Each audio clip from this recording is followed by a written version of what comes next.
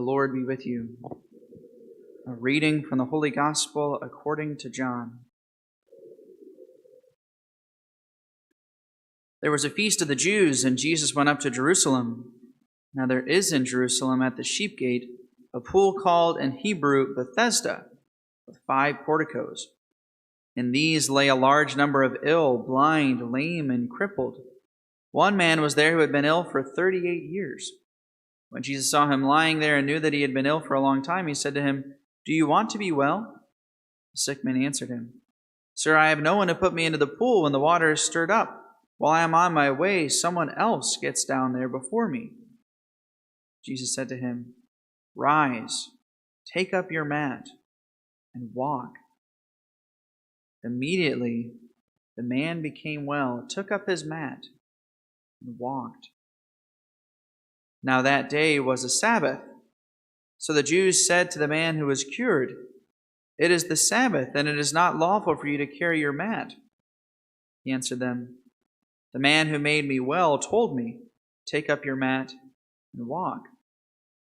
They asked him, "Who is the man who told you, 'Take it up and walk'?" The man who was healed did not know who it was, for Jesus had slipped away, since there was a crowd there. After this, Jesus found him in the temple area and said to him, "Look, you are well. Do not sin any more, so that nothing worse may happen to you." The man went and told the Jews that Jesus was the one who made him well. Therefore the Jews began to persecute Jesus, because he did this on the Sabbath. The Gospel of the Lord.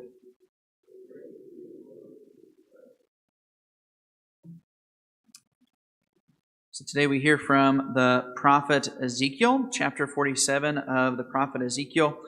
The last 8 chapters of the prophecy of Ezekiel are all about a new temple which would come.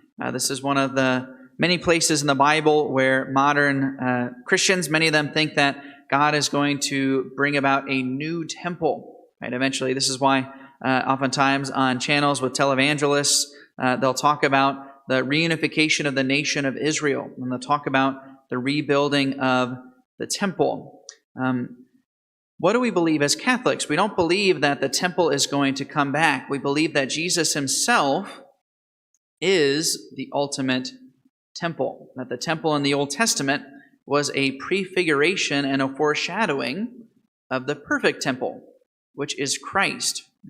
We also call the church the body of Christ. So literally the temple is extended right throughout the world. So you see this in the book of Revelation, for example, the very end of the book of Revelation.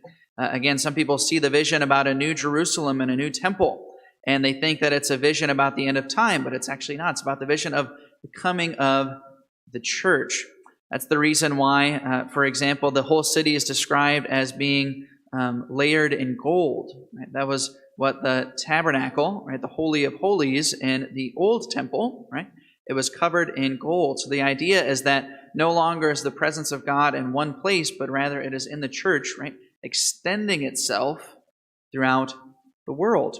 And as we read about in Ezekiel, there is this water that comes out of this new temple. And on both sides of the river, there are very many trees on both sides, right? This is not a literal depiction. This is a figurative depiction of what it's going to be like in the church.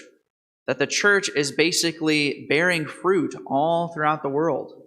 Its waters are refreshing. Its waters have even healing powers.